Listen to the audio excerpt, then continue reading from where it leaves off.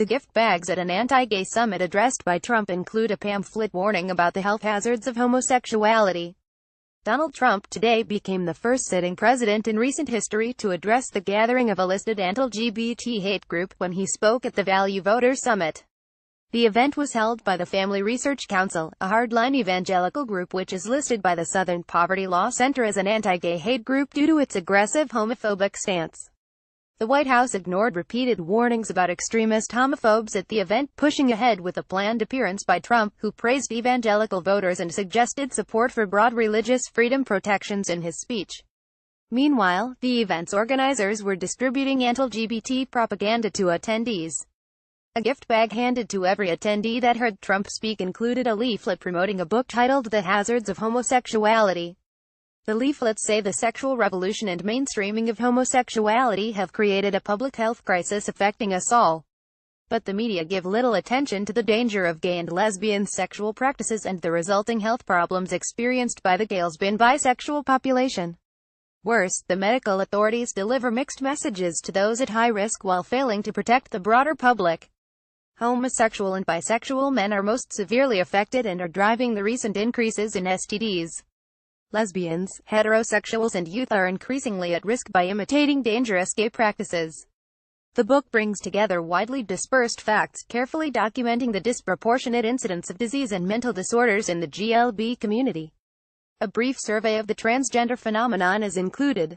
The president is addressing the Values Voter Summit today. Here's what they're giving guests in a swag bag: The Hazards of Homosexuality, pic.twitter.com. Rusco, David Mack at David Mackow, October 13, 2017. The book was penned by Mass Resistance, which has praised laws criminalizing gay sex.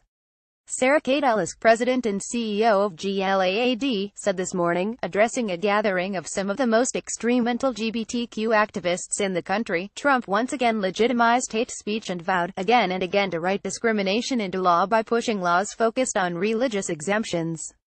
The religious exemption laws that groups like the Family Research Council and the Trump administration fully support do not reflect real American values. They legalize discrimination by allowing hotels for doctors, business owners, and even pediatricians to legally deny services to hardworking LGBTQ families.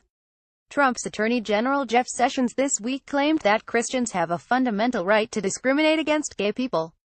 Sessions has filed a brief with the Supreme Court which argues that the Constitution protects people and businesses who discriminate against gay people on the basis of free speech.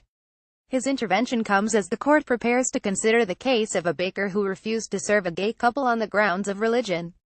The case, backed by a powerful anti-LGBT lobbying groups, threatens to blow a hole in LGBT anti-discrimination protections across the U.S. In an interview with the Christian Broadcast Network today, Sessions confirmed that he believes Christians have the right to discriminate. He said the matter is in litigation, but I would just say to you that too often we have ignored what the Constitution actually says. It says Congress shall make no law respecting the establishment of a religion nor prohibiting the free exercise thereof. So the question is, the cake baker has more than just a personal view here. He has a religious view and he feels that he is not able to freely exercise his religion by being required to participate in a ceremony in some fashion that he does not believe in. So we think that right is a fundamental right and ought to be respected as we work through this process.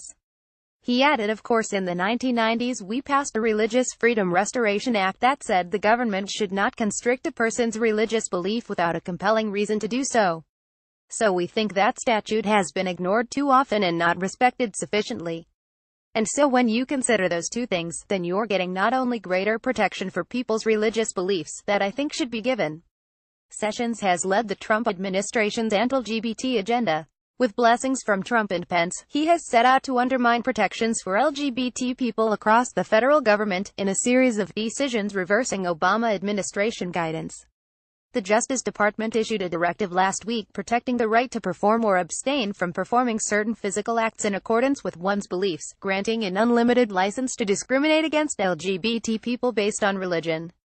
The Trump administration also rolled back civil rights protections for transgender people, and made an uninvited intervention into a discrimination case this year to argue against discrimination protections for gay employees. The case surrounds skydiving instructor Donald Zarda, who was allegedly fired by his employer Altitude Express for being gay. But the Justice Department argued that the 1964 Civil Rights Act, which outlaws discrimination based on a number of characteristics, does not provide any protections for gay people, despite outlawing sex-based discrimination. Weighing in on the case, the Trump administration contended that the essential element of sex discrimination under civil rights law Title VII is that employees of one sex must be treated worse than similarly situated employees of the other sex, and sexual orientation discrimination simply does not have that effect. It added Congress has made clear through its actions and inactions in this area that Title VII's prohibition of sex discrimination does not encompass sexual orientation discrimination.